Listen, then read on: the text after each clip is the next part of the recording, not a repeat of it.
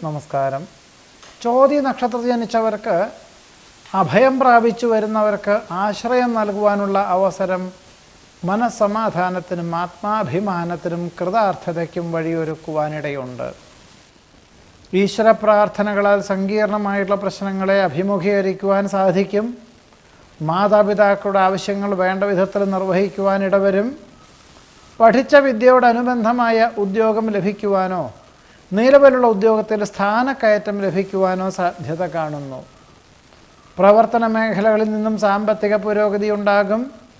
ഗൗരവമുള്ള വിഷയങ്ങൾ ലാഘവത്തോടുകൂടി ചെയ്തു തീർക്കുവാൻ, നിഷ്പ്രയാസം ചെയ്തു തീർക്കുവാനും സാധിക്കും. തൊഴിൽ മേഖലകളിലുള്ള അനിഷ്ടാവസ്ഥകളെല്ലാം വേണ്ട വിധത്തിൽ പരിഹരിക്കുവാൻ സാധിക്കും.